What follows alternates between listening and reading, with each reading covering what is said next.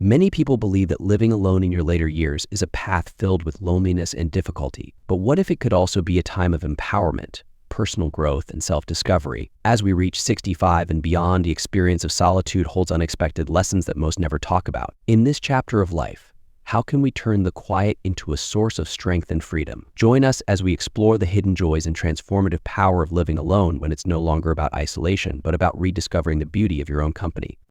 Living alone is often painted as a life of freedom and independence, but there are deeper, more nuanced truths to this experience that people don't always talk about, especially when you reach the age of 65. It's not just about having your own space, but about embarking on a journey of self-reflection, personal discovery, and facing challenges that only you can fully understand.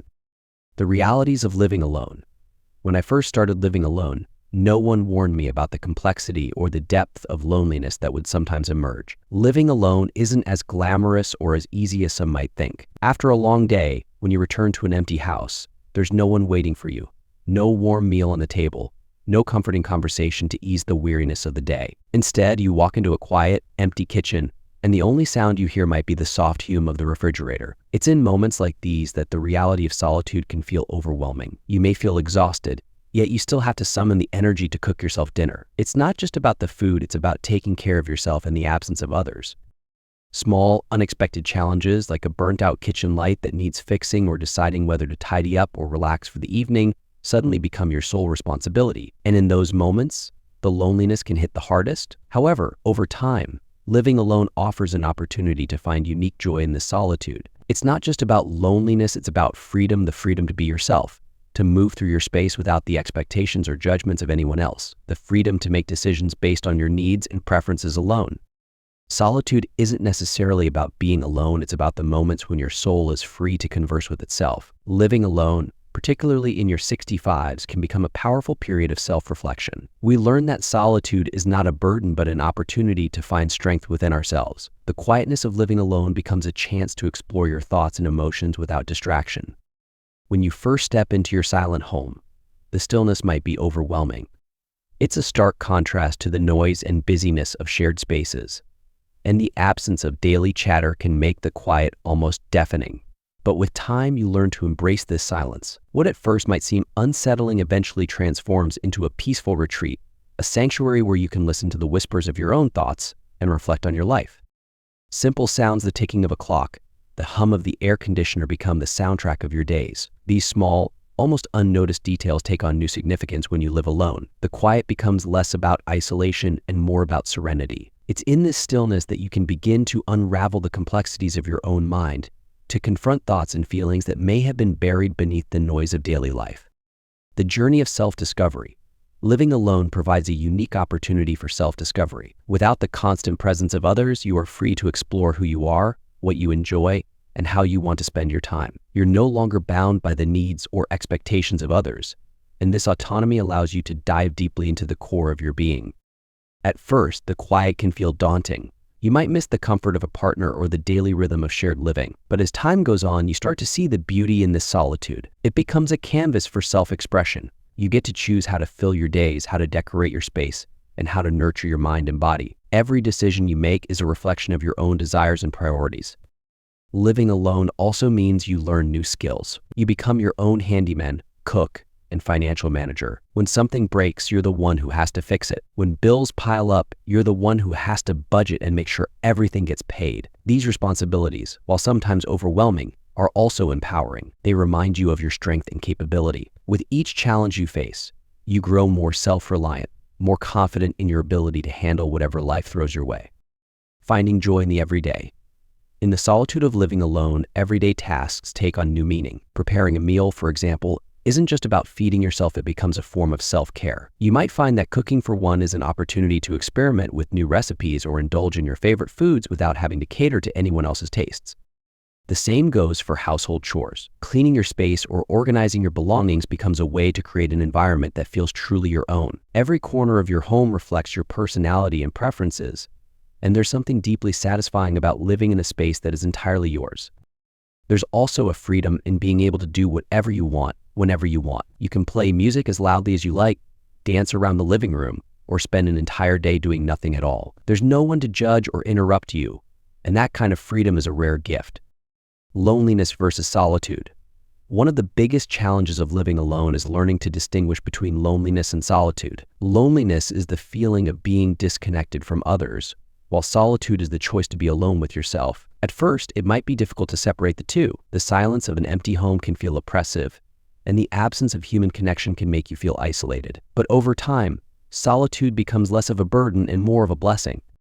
It's in these quiet moments that you begin to understand yourself on a deeper level. You learn to enjoy your own company, to find peace in the stillness, and to appreciate the space that living alone affords you. We suffer more in imagination than in reality. This wisdom is especially relevant when it comes to the feelings of loneliness that can accompany living alone. The mind has a way of amplifying fears and anxieties, reminds us to confront these thoughts head-on.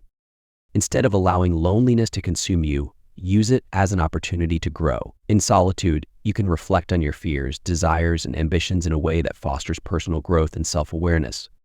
The strength that comes from living alone. Living alone forces you to rely on yourself in ways you may never have imagined. You become your own support system, learning to solve problems and make decisions without the input or assistance of others. This self-reliance fosters a deep sense of inner strength that extends far beyond the walls of your home. When something goes wrong, a leaky faucet, a broken appliance, or an unexpected bill, you don't have the luxury of leaning on someone else to fix it. Instead, you roll up your sleeves and figure it out. Each time you solve a problem on your own, you reinforce your ability to handle life's challenges. You begin to trust yourself more, knowing that you have the capability to navigate whatever comes your way. Financial independence, dependence, and responsibility. One of the biggest adjustments to living alone, especially at 65, is managing your finances entirely on your own. Every decision, rent, utilities, groceries, and even leisure activities rests on your shoulders. While this can be daunting at first, it also provides a unique sense of financial freedom. You quickly learn the importance of budgeting, saving, and planning for the future. Without a partner to share expenses, you become acutely aware of how much things cost and how to manage your money wisely. There's a certain empowerment that comes from knowing you are financially independent and capable of providing for yourself. Of course, this also means that you have to be prepared for unexpected expenses. Whether it's a sudden home repair or an unforeseen medical bill, living alone requires you to think ahead and plan for the unexpected. Creating an emergency fund and being mindful of your spending can help ease the financial burden that comes with solo living. Embracing freedom and creativity. One of the greatest gifts of living alone is the freedom it affords. You have complete control over your space, your time, and your life. This freedom allows you to explore your creativity in ways that might not have been possible when living with others. Your home becomes a blank canvas, a place where you can experiment with different styles and designs. I want to paint your walls a bold color or create a cozy reading nook. There's no one to tell you otherwise. You get to shape your environment in a way that reflects your personality and passions. Living alone also gives you the time and space to pursue hobbies and interests that might have been neglected in the past. Whether it's painting, writing, playing an instrument, or cooking gourmet meals, solitude provides the perfect backdrop for creative expression. Without the distractions or demands of others, you can fully immerse yourself in activities that bring you joy and fulfillment. Developing self-reliance and confidence. Perhaps the most profound lesson of living alone is the development of self-reliance. When you're the only person responsible for your daily life, you quickly learn to make decisions with confidence and solve problems independently. Each task you tackle, whether it's fixing a leaky faucet, preparing a meal, or managing your finances, builds your confidence and reinforces your ability to take care of yourself. Over time, you become more resilient, more capable, and more comfortable with relying on yourself. This sense of independence is empowering, and it extends far beyond the practicalities of everyday life. It becomes a part of who you are, shaping your perspective on the world and your place in it. The challenge of decision fatigue. One of the hidden challenges of living alone is decision fatigue. When you're the only one making decisions, even small choices like what to eat for dinner or what to wear can become exhausting. The mental load of constantly having to decide everything on your own can wear you down. Over time, however, there are ways to manage decision fatigue. Creating routines and simplifying your daily life can help ease the burden of constant decision-making. For example, meal planning or having a set schedule for chores can reduce the number of choices you have to make each day, freeing up mental space for more important decisions. Conclusion: a chapter worth embracing. Living alone at 65 can be a transformative experience. It's a time of personal growth, self-reliance, and creative exploration. While there are challenges, loneliness, financial responsibility, decision fatigue, the rewards are immense. You gain a deeper understanding of yourself, develop a stronger sense of independence, and learn to appreciate the beauty of solitude. Living alone becomes an opportunity to embrace life on your terms. It's a chance to cultivate inner strength, face your fears, and discover what truly makes you happy. Living alone isn't a chapter to be feared, it's a chapter to be embraced. So step into this new phase with an open heart. The lessons you learn will make you stronger, wiser, and more attuned to your true self. Living alone is not a burden, but a gift, a chance to explore life in all its complexity and to find peace, joy, and fulfillment in your own company. Part 2. Benefits of living alone as an 80-year-old senior. Imagine reaching 80 years old and still living life on your own terms, with a spring in your step and a heart full of joy. Cheryl, a vibrant elder with a passion for freedom, shatters the common stereotypes about aging. While many see this stage of life as a time to lean on others, Cheryl has chosen a different path, one of independence, strength, and unshakable self-reliance. Her story isn't just about growing old, it's about living fully, embracing every moment with courage and grace. Join us as we explore Cheryl's remarkable journey and discover the secrets to a fulfilling, independent life at any age. In the eyes of society, turning 80 is often seen as a significant milestone in life. Many believe that once this age is reached, an individual's ability to care for themselves diminishes, and they must rely on others for daily needs. However, Cheryl, an 80-year-old wise elder, challenges this notion with her unique life philosophy. She firmly believes that age is just a number and doesn't define whether a person can live independently. Despite her advanced years, Cheryl still chooses to live alone, enjoying the peace and freedom that come with it. Her children's many invitations to move in with them and enjoy family life were all politely declined. She laughs and says, "I'm doing quite well on my own, no need to trouble the children. Living alone in my old age is the happiest and most stable choice for me." No other way of aging compares to this freedom and independence. Cheryl firmly believes that a happy old age should not depend on the care of children, but should be managed by oneself. She enjoys the tranquility that comes with living alone, spending each day at her own pace without having to cater to others' habits and expectations. This persistence is not only an affirmation of her self-ability, but also a defense of life's dignity. She vows to maintain this independent living until her last moment because, in her view, controlling her own life is the greatest happiness and satisfaction. Cheryl says, "Look at me. I'm 80 years old, yet my hearing is still sharp, my eyes are still bright, and I walk with a spring in my step. If I didn't say it myself, people would think I was just over 60. I'm full of energy. Since my husband passed away 10 years ago, my children have been more worried than ever, constantly persuading me to live with them, fearing I'd have an accident alone at home. But I had made up my mind to live on my own. I appreciate their intentions, but I don't want to move in with them in my old age. Why? First, I love freedom, living according to my own wishes, and I don't want to be bound by my children's living habits. There are places in their homes where I can't move or touch, and I can't stand that kind of restriction. Moreover, I don't want to become a burden to my children. They have their own lives to live, and my moving in, even if they don't say it, would inevitably disturb their peaceful life, especially their spouses. I can understand that. I always think keeping some distance with children is like a bowl of soup. Too close, it burns the mouth. Too far, it cools the heart. Living together, different habits and ideas will inevitably cause friction, and it would hurt harmony, something I don't want to see. So after thinking it over, I decided living alone is the most comfortable. Going to a nursing home is out of the question. Too many rules for me. I'm too used to being carefree for that. Hiring a caretaker? The cost is high, and my pension is for myself. How can I give it to outsiders? My children have their own pressures. I can't add to their burdens. So I decided to rely on myself for old age. As long as my body is strong and I can take care of myself, I can happily live in my little nest until old age. Life is most comfortable when lived by oneself. To keep my body strong, I've put in a lot of effort and done a lot of research. I even teamed up with like-minded friends to visit those famous longevity villages to see how those centenarians lived their lives. What I found was amazing. These elderly people, regardless of age, have one thing in common: they can't sit still. They're either busy in the fields or tidying up at home, always moving. They don't think they should wait for others to serve them just because they're old. They never let others do what they can do themselves.